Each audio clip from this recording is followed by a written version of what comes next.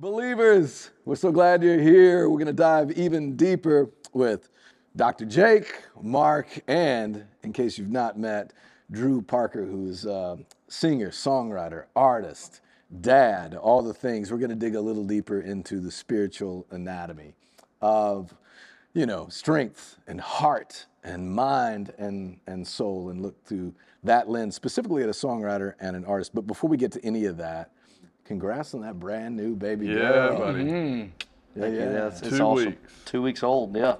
It's funny. I've literally I've been on the road. She's I guess been here 16 days today. Wow, 17 days. I've been on the road for 7 of those days. So already learning what that's like. With mine and my wife's first daughter. She was born in 2020, so during COVID. So I was not playing shows. So I was home, for the entire first year and a half of her life. So this is a new journey, not just having a second child, but learning also how to work and do what I do and be gone. I would love to get some insight into that from Jake, just because I think that is a common thing in the music industry, whether you're label, radio, whatever. There's lots of travel involved. There's lots of shows. There's lots of time away from your family. And Yeah. there's those little moments that you miss. Is there a way to approach that mentally, to reset and maybe forgive yourself a little bit? Yeah, part of, I think, living in a broken world is trying to fit all these broken pieces together, and obviously in an ideal world, you'd be sitting with her on your lap 24 hours, well, not 24 hours a day, that'd be odd.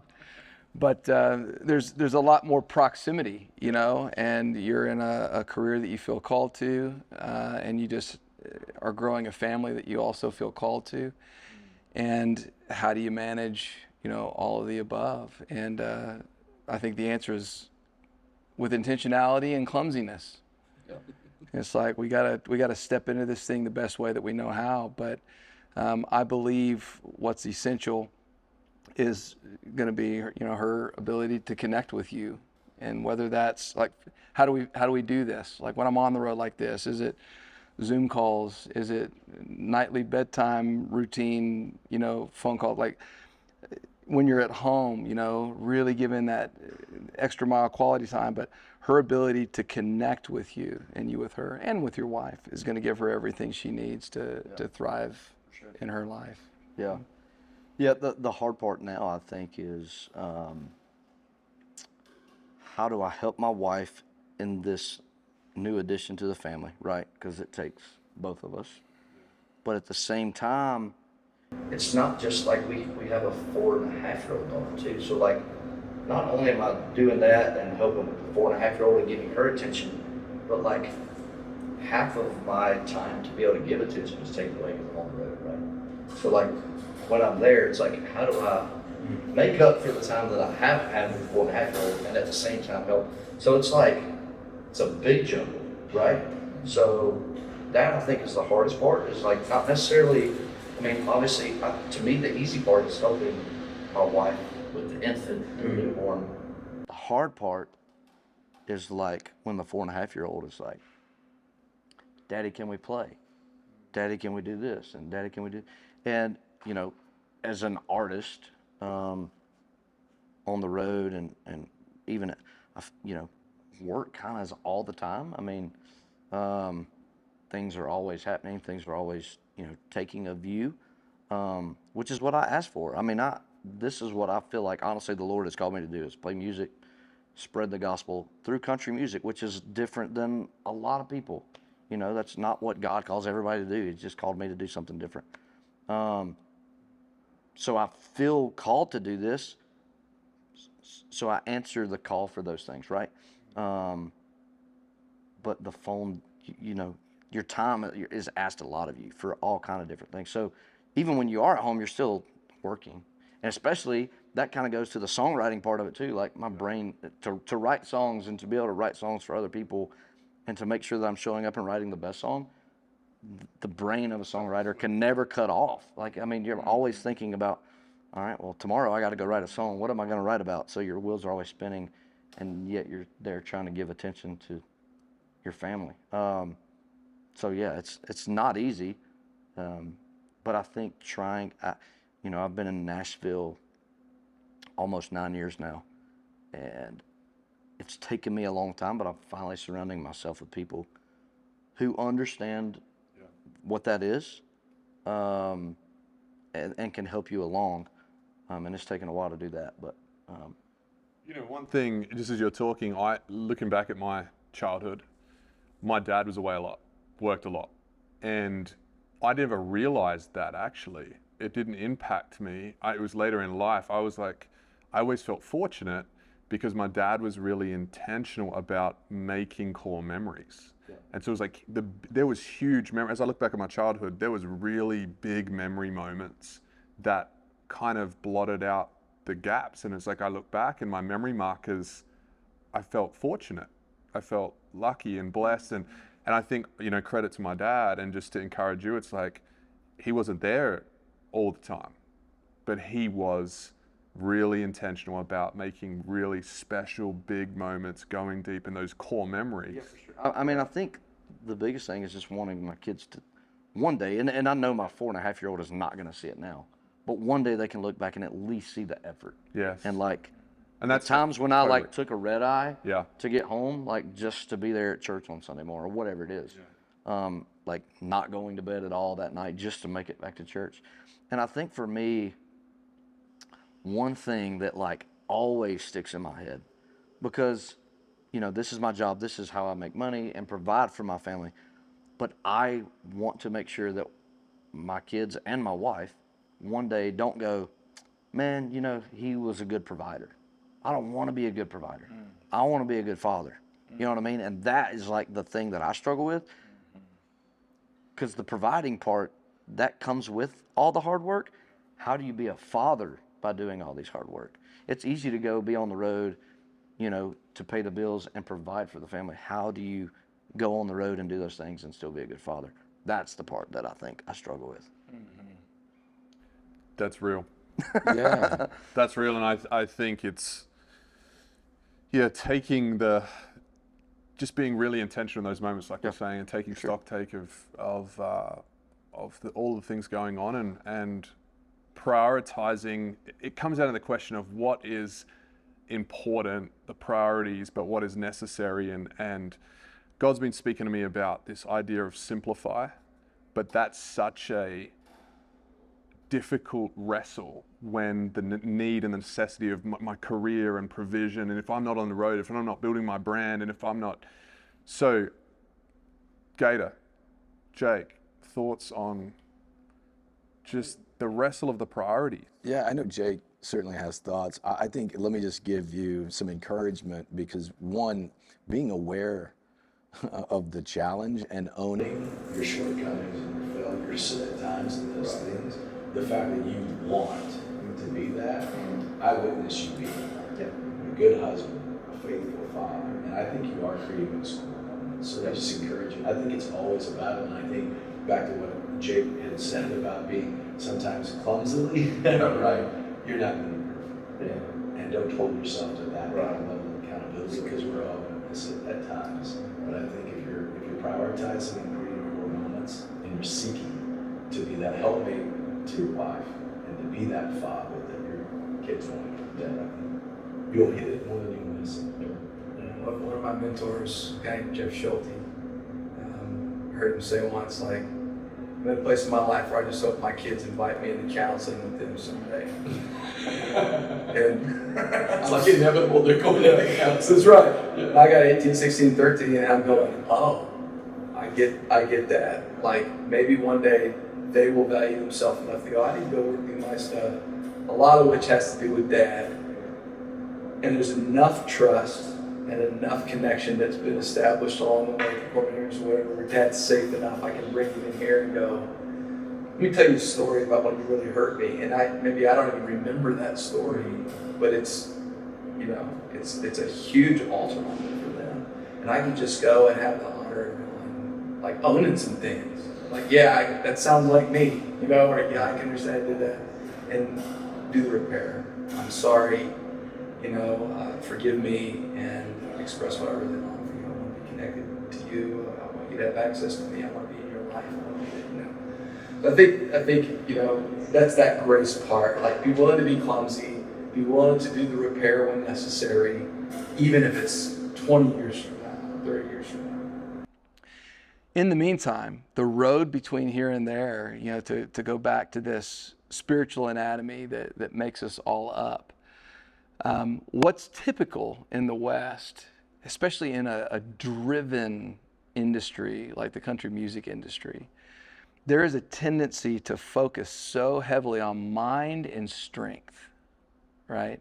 So it's like this, like we're conceptualizing, we're designing, we're strategizing, we're creating the plan, and then we go over into our strength, and we're on the road, and we're writing for hours a day, and we're tweaking, and we're recording, and we're marketing, and we're showing up for the PR stuff, and like, you know, it's just like mind and strength, and mind and strength, and mind and strength, and mind and strength, at the expense of these other critical parts, like the heart. Like, what am I feeling? Like, what's it like to be me as I go through this process? What do I need? And then outside of me, the people I care about most, what's this like for my daughter? What's this like for my wife? What do they need? Like, that kind of gets, you know, kind of detached or swept under the rug. And then the soul part is that dreaming and vision part as it relates to family is, what are my dreams? What is my longing when it comes to my family? The kind of relationship that I want with them, the kind of husband that I want to be. And how do things get informed? Because I'm in this industry that's high demand. It's something I am certain I'm called to do. At times, it almost feels like it competes with this other thing I'm called to do. Well, how does it begin to inform my weekly operations, the overarching strategy and plan of the launch, et cetera, et cetera, et cetera, when I include my heart and my soul, you know, what I'm feeling and what I need, what they're feeling, what they need, and my dream for what I want for my family with my mind and strength. And now I have to go start trying to find my voice on some things, maybe even thinking out of the box a little bit about how I do some of this stuff. Close the thought with this. Got to meet and hang out a little bit with a guy named Kurt Cronin recently. Have you guys heard of Kurt Cronin? He's mentoring a buddy of mine. I just got to go hang with him one night. He's the former commanding officer for SEAL Team 6.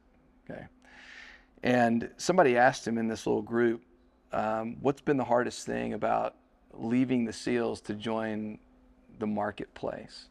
And I think we could even say leaving, you know, something like the SEALs to step into the country music industry, right? What are these differences? I think this applies to that. And he said, well, in the SEALs, we had this really clear rhythm or pattern that everyone valued, that everyone supported, you know, everyone got behind. And the pattern was train, mission, collapse, recover. Train, mission, collapse, recover. He said, everyone is bought into that for the SEALs. If you want to be a great SEAL, this is the rhythm you got to acknowledge, okay? He said, I stepped into the marketplace, you know, and there is no collapse and recover. It's like, it's train, mission, train, mission, train. Or in some cases, it's just mission, mission, mission, mission. So I wonder what it would be like when you start to allow the heart and the soul to inform. Part of that is going to be, wait a minute, I'm not just a machine. I'm not just a gifted artist. I'm not just a great creator. I'm a human being, and that comes with certain limitations. There's got to be collapse. There's got to be recover. And this collapse and recover has something to do with, you know, something I'm not willing to compromise as it relates to reconnecting. If there's distance, if there's segregation from my family for a while because my job requires it of me, there is for the SEALs too, by the way. What does collapse and recover look like for me, for us, for them, and how do we honor and hold that as a high value as well. And lo and behold, the irony of all of that is it makes you a better artist. It makes you a better songwriter. It makes you better at the tour. And it ensures that there's at least enough to stand on that one day we get to go to counseling together. But I would also think Drew and his wife agreeing on what the collapse looks like and recovery looks like, so everyone knows the part they're playing. It's a collab. Yeah, Yeah. it is. Because, and just to wrap this up with 1 Corinthians 3, verse 12, if anyone builds on this foundation using gold, silver, costly stones, wood, hay, or straw, their work will be shown for what it is, because the day will bring it to light. It will be revealed with fire, and the fire will test the quality of each person's work. If what he has built survives, the builder will receive a reward. And I think longevity is, what I sense in your heart and desire, which is so, again, to, what Gator's saying, the encouragement, like longevity is the game for us leaders, for us musicians, for us fathers, for us husbands. It's like only that which endures will receive a reward. And so to look at what we're building with, to look at the rhythms that we're establishing, to really hone in and let the heart and soul, I think it's so important. Well, it's so crazy because I'm in a business that is, I'm selling who I am, and to an extent, I'm selling my songs. That is what I'm hoping someone is going to fall in love with, who I am as a person. So letting them get to see these things, but at the same time, you're trying to build a legacy that is going to be passed down through generations, but not where it's like, for instance, my brother deals with this all the time. He sees people and they're like, "Oh, you're Drew Parker's brother." He's like, "No, I'm Dylan Parker." But you're Drew Parker's brother. Yeah, but no, I'm Dylan Parker. And so it's like, that's not what you want to build a legacy. So that your kids and your wife and all the branches of the Parker last name from now till forever, it's not just me. We've built a legacy of generations who love Jesus with everything they've got. And it just so happens that I had a cool job that allowed me to share the gospel with people who may not hear it all the time. So like, there's some pressure in that too, of like trying to be this artist that does this thing that I truly enjoy. And letting my kids know that I'm working really hard at this to be able to provide for them, but also show them, the gifts and the talents that the Lord has given me to be able to do these things and truly pass on a legacy that is not country music. I love that. And I think that's key. Drew, you're here representing obviously you, but also giving us perspective on what it's like to be an artist and a songwriter and some of the things that you might not personally face, but I want to find out that people watching might be facing. And I'd love to get your perspective on it, and then also get Jay and Mark's perspective on it. One of those things is and no matter what field you're in, based on technology or corporate downsizing, or the fact that what have you done for the music industry, and you've not had a string of hits, you could lose your deal, or you could lose your pub deal. It's just a very uncertain career choice. How does that play? Is that a concern for you, career uncertainty? Yes, I deal with that all the time. My current situation. I signed a record deal back in 2020. I had a song that was doing well. I went to radio. It was my debut single at country radio. It was in the middle of the pandemic. It was very hard being a new artist in the middle of the pandemic. Didn't work. It got to number 40 on the chart, and then it was over. So the last 4.5 years, or 4 years, I've been trying to write the song, trying to find the song to do that again. I wrote a song. It was loved by a bunch of different artists who I thought were going to cut it. Ultimately, I felt led, my team felt led for me to record the song. So it's my current single at country radio. And I have times where for the last 3.5 years, I've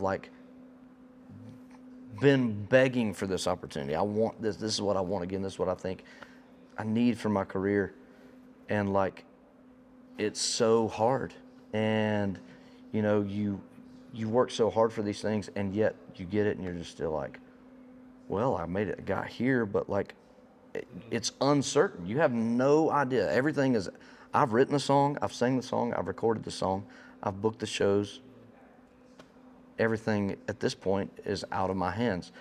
And I struggle with those things. And literally like last week, I found myself like, I've got this newborn baby and what if this doesn't work? What if this doesn't happen? What do I do? Like, you know, I'm on the road, I'm promoting this song. You know what that means? That means I'm not over here. That means I'm not in Nashville writing songs for other artists because I'm over here promoting this song.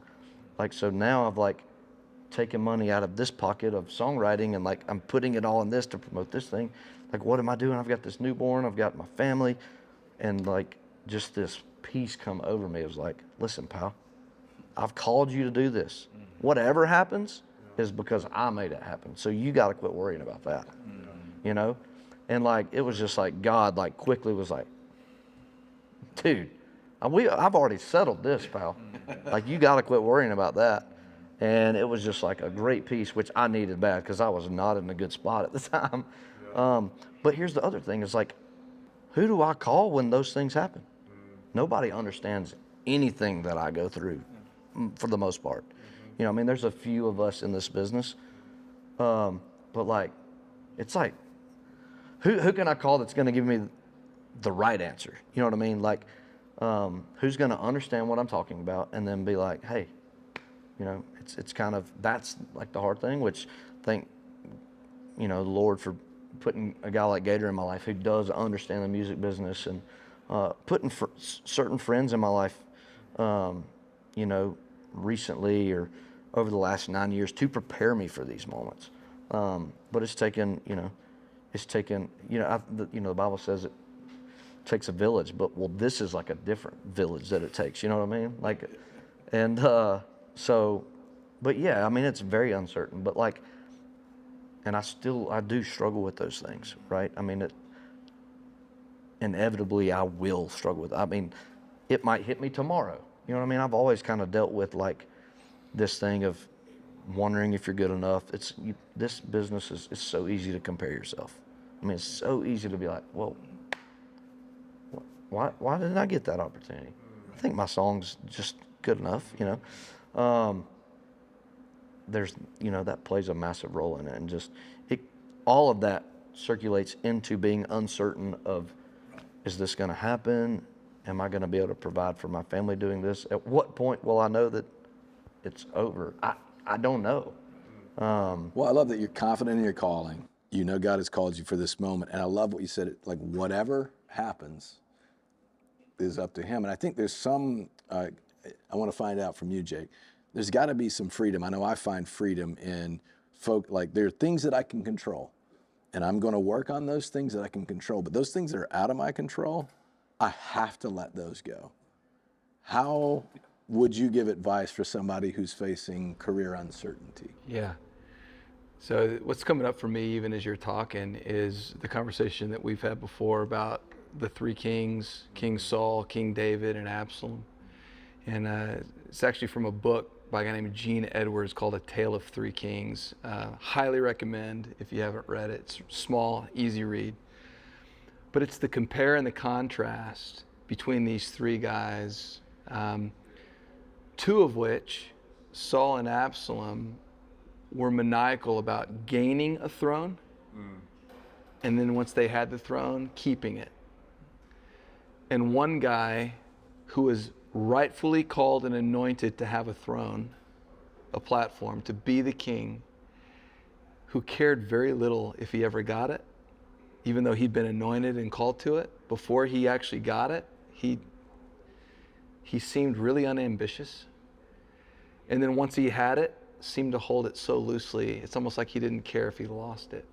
So it's like he had people around him even going, you've been called to do this, you're the rightful king of Israel. Here is Saul sleeping. You can kill him. Here is Saul taking a dump.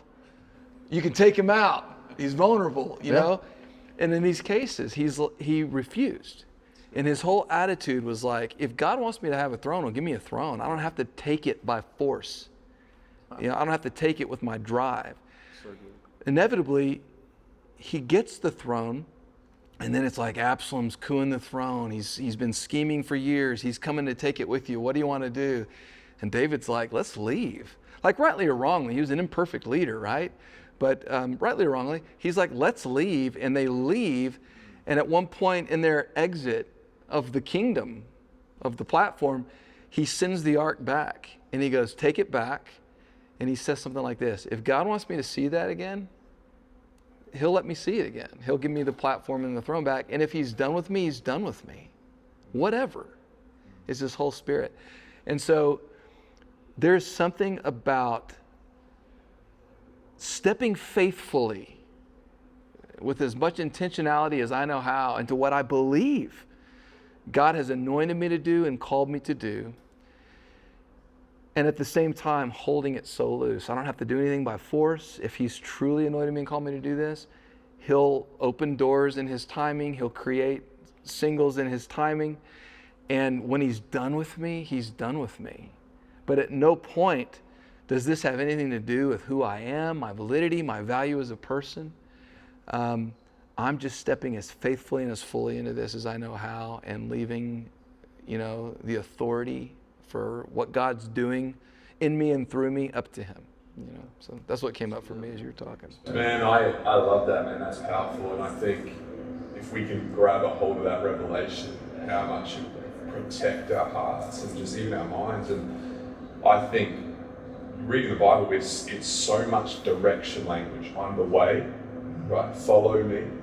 Lamp unto my feet, light unto my path. And I feel like I look at that and go, lamp unto my feet, light unto my path, but this middle ground that I have to walk out with the uncertainty part of I discover as I trust and step. And I think it's so difficult to be, because what you're saying is, direction over destination, essentially. It's like the throne is the destination that I'm like maniacally ambitious for. And we are affirmed and measured by destination checkpoints and goals. It's so difficult because the reward system of our culture and society is top 10. So that destination is being driven by every possible metric and reward system. And I think honestly, that's why we need the washing water of the word constantly. Because the truth that we felt, that release, as you're sharing about the 3 kings, and that it washes away the broken reward system of our culture and of our industry. And so that's what I think the constant battle is. We're fighting against a broken reward system. Even just me personally, the dopamine thing right now, the dopamine disorder, it's a real thing. My reward system's broken. And I'm like, I gotta rebuild that. And the affirmations, So anyway, I couldn't agree more, man. And the peace you feel of saying, what did you say? You said, as soon as I said, God spoke to me and said, man, I've called you to this direction of country music. Yeah. I've not called you to have a number 10 or number 1, number whatever. I've called you to a direction, and there's peace in that. Yeah. And I think identity is the root of all of that. Really knowing who you are and who God has called and separated you to be. I think that's a struggle with everybody in the industry. You're not your title. You're not your top 10. You're not how many number 1s you've written for another artist. So, Drew, let me ask you just about that. The logo of Drew Parker, right, that you see on the side of a tractor trailer or whatever as you're on tour versus, Drew Parker, who's got a brother, who's got a brand new baby girl. And how do you compare and contrast and deal with the identity of who you are versus the brand of who you are? Yeah, fortunately for me, I've tried to build who I am into my music. I talk a lot about Jesus in my songs, but it's still, it's country music. If you're gonna fall in love with my music, I want you to fall in love with me. And the Lord has given me this platform, and listen, none of us would be here if it wasn't for His grace, first of all, and for Him putting the things in us that He's called us all to do, right? And so, I owe that to Him, to be able to do those things, and to be able to go play music and play some of the coolest things ever. We get to play the Grand Ole Opry. I mean, it's awesome, you know. Man, it's one thing I've ever dreamed of, you know. And so, fortunately, I've kind of done them both. But I mean, it is tough. I mean, this was like a conversation that I had with some artist friends of mine, and there was a guy who had nothing to do with the music in this conversation, and he goes, hey, you know, we weren't built to be worshipped. And he goes, I mean, y'all get on stage every night, people worship y'all. And dude, I'm telling you, it was like I got ran over by a friggin' truck, because I was like, but wait, that ain't what that has nothing to do with my intention at all. But that's literally what happens. Like, people are there to like see you play music, but like, I mean, yeah, they're there to hear your songs, but like, they're also there like screaming and shouting your name and all these things. Like, you weren't built for that. And so then it goes, okay, well, how do I take who I am and them, you know, hear a message, you know, through anything that I've got to say, and it has nothing to do with me? How do I take Drew Parker off the billboard of the show, and it's no longer me, but I'm sharing a message that was given to me, you know, through my songs or whatever I'm there to do that night. But yeah, I mean, it's tough because we weren't built for that. You know, that's not what God made us for. Great perspective. But I don't think just country singers deal with that. I think, you know, pastors deal with that. You know, I mean, they call it in my world, the guru drug. The guru drug. Really? Because people look to you for the answers. For sure. And I think it's not just the celebrity drug, it's the guru drug. It is. They're intoxicated. Well, and they like, I think for us, I mean, and this is something that I do like hold dear to me, is like, people do come to my shows to forget about their problems that they're having at home. I mean, they come to watch a show to like forget about how crazy their life is. They want to let loose a little bit and forget how like crazy the world is. And for 30 minutes to 75 minutes that I'm on stage, I can help them achieve that, you know? And like with pastors, I mean, like, it's the same thing. Like, hey, for an hour on Sunday, 30 minutes on Sunday, I want you to help me forget about how crazy my life is and let me know, you know, Jesus still loves me, you know? We've got a mutual friend that I love how he approaches that same thing of being on a stage and that feeling of a human is not supposed to be worshipped. But Connor Smith, a lot of artists will pray before they go on stage. Connor gets with his team and prays before he goes on stage. But then they also, after they're done, they get off stage and they huddle again and they give all of that glory that's been given to them to God. And they call it, I love that. They call it shaking off the glory. Yeah. Oh, I love that. The glory. Yeah. That's amazing. Yeah, That's so good. cool. But a real struggle, like a brand versus the true identity of who you are. Jake, your thoughts on that? Yeah, what was coming up for me when you said that was something that Dan Allender, who's a Christian psychologist, says. He believes, tell me how audacious this is. He believes there is one little thing that every single human being reveals about God that not any other human in history past or any other human in history future will ever reveal. Like, you've got your one thing. And when I first heard this concept from Allender, I kind of went, I don't know if I'm buying that. Like, it's romantic. I like that. I sat with it. I believe that now. And I tell you what I love about it. If that's true, how big is God? Like, how glorious, how magnificent. And if that's true, how critical is it that I do my own spiritual work, that I work to get these 4 critical parts of my spiritual makeup attached and nourished and integrated, that they are the operating system driving how I perform, how I relate, how I think, how I dream.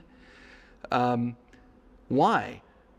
You guys need me to reveal the one thing that I reveal about God, and I need you to reveal the one thing that you reveal about God.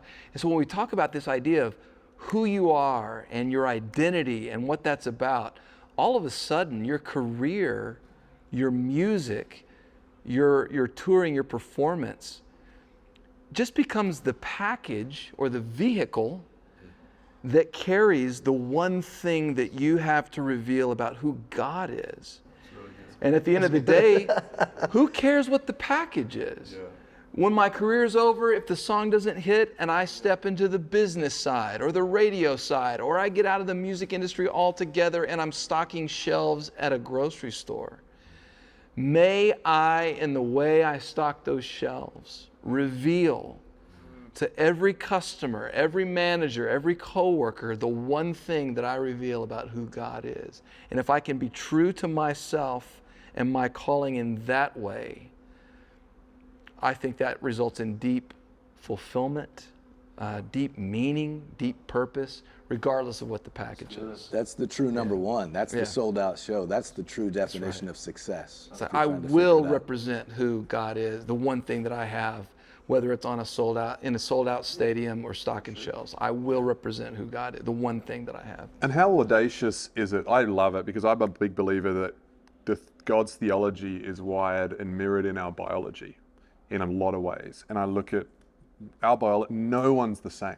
So it makes a lot of sense that we are revealing through our biology something of God as a reflection of his image that's completely different and individual to every single person. And that is such a powerful thought and so freeing and releasing. And I just felt peace. Mm-hmm. A different wave of peace hit me as you were sharing that and as I was processing that. And just share this, 3 John chapter 1 verse 2. Beloved, I pray that all may go well with you and that you may be in good health, mental health, physical health, and that your soul would prosper. And soul prospering means that you would have a good journey. And I love that because I look at the journey and I go, who cares what the wrapping is? Yeah. Shelves. You know, as long as I'm revealing, stacking shelves, as long as I'm revealing that one thing that only I can reveal, I can have a good journey and my soul can prosper and I'll be in good health, body, mind, spirit. So, powerful man. So good. Mic drop. Yeah. That's good. It is. I feel like there's at least one more question I would like to explore, because I think in Music City, Nashville is very transactional. No matter what part of the music industry you're in, it's, hey, can you do this for me? And I'll do this for you. And there's always an expectation. And finding your people, your team, people that you can truly trust to have your best interests in mind. How do you find those people? So Drew, as you're building out your team, what's that litmus test for knowing, oh, I can trust this one? And then Jake, obviously from your perspective, is there? First off, the first thing that comes to mind is just someone who is gonna understand who I am to my core, like remove the music business. Who is gonna understand that when I'm on the road, like if I'm talking to somebody who has potential to come on the road with me, who's going to understand that I'm going to want to leave as soon after the show on Saturday so I can get back to church on Sunday if possible? You know what I mean? Like, who's going to understand that and know that how important that is to me? And it just follows suit with things like that. So I think just somebody who's going to relate to me, on a human level. Knows you, understands you, has the same value system that you do. Just has the same values. And I don't think that excludes anyone, because at the same time, I believe the Lord has called me to do this. He hadn't called me just to go play a show and minister to fans. Like, how do I know that the one person that I was called to go after is not the dude that I'm supposed to hire to play whatever? Yeah, sure. So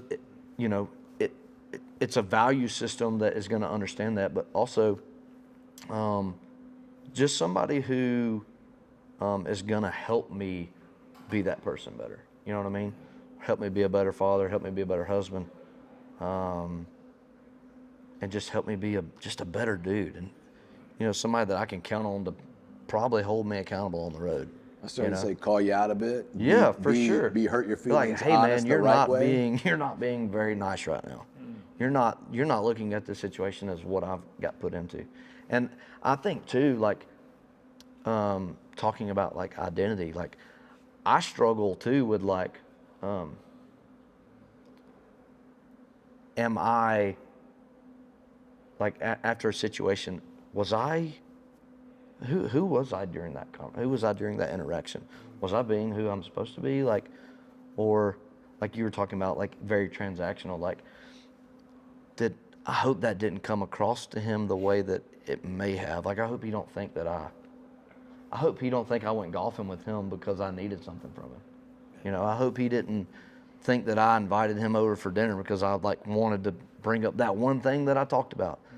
Like, and I think that like bothers me probably more than anything in this business is like someone thinking that anything that I do is not genuine. Yeah, the transactional lens. Like, that probably is the hard, like, I wouldn't say it's the hardest, but it's one of the hardest things is like, does everything that I do appear genuine?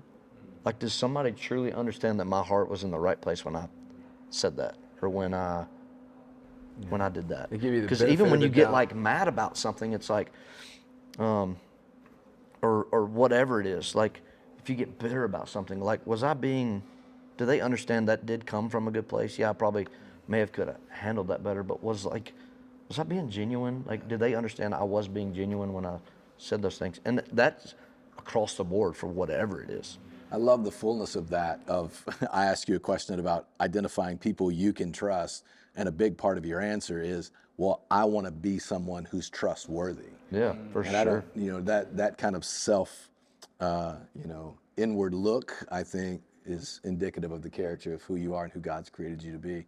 Jake, insight into finding your people and finding people that you can trust. So the structure of all healthy, lasting relationships, whether it's a marriage, a business partnership, just we're co-laboring together for a certain goal. It's shaped like a triangle, okay? And the pinnacle of all healthy relationships is this word called attunement. That's another Allender phrase, attunement. And what attunement is I'm exactly what you just said. Like, can you work to see me even if I don't say it right, or it didn't have the right tone, or I just missed you because I was having a bad night? Well, like, attunement is I see you, I'm working to see you, I feel with you, you know, I'm willing to suffer alongside you, work along hard, you know, and I delight in you. Like, that's two people, whatever the relationship, committed to attuning is where relationships go to not only last, but to flourish between here and there. Now, the bottom of the triangle on one corner is this thing called containment. And that's that playing field where you don't have to get it perfect with me. Like, you can practice relationship with me, and you can step on my toe, and I can fall flat on my face, and we're not walking off the field. We can even get hurt a little and go, all right, that didn't work. Like, let's learn, let's grow, let's, you know. But it's this playing field where you don't have to, you can be clumsy, okay? So attunement is the touchdown we're trying to score. Containment is, it's okay if we lose yardage on this play, or you ran out of bounds when you're supposed to stay. Like, we're practicing, and this is a place that's safe to practice relationship. And then the other side is called repair. That's this bottom of the triangle. Attunement, containment, repair. And repair is not if but when I step on your toe, not if but when I blow it with you. We're both committed to circle back and do the repair work, and that has to be specific. It can't just be sorry, my bad, you know. It's got to be, I know when I said or did this, I did damage to you and I did damage to us, and I am sorry, will you forgive me? Whew. Right? I want to take back every apology I've ever given anyone and say that. Yeah, that's right. But no, there's such power in owning the specific situation and identifying that what I did, owning that hurt you. That's a great way just to form an apology. Yeah. So that's what I would say. And the only other thing I'd say in terms of the context of that is I don't trust anybody that doesn't walk with a limp.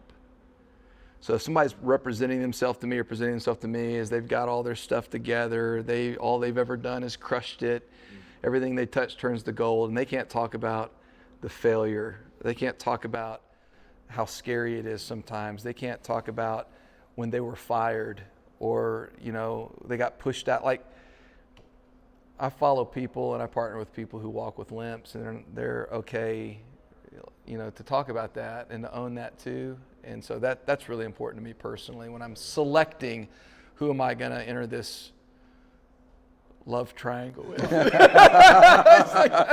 call it that. It was coming. It was coming. Well, I mean, I think we could have this conversation go on and on and on and on and on, and just appreciate, Drew, your time, Jake, your time. Closing, just anything that's on your heart that you haven't wanted to share, or that you wanted to share and haven't, or that you'd like to say, any of you.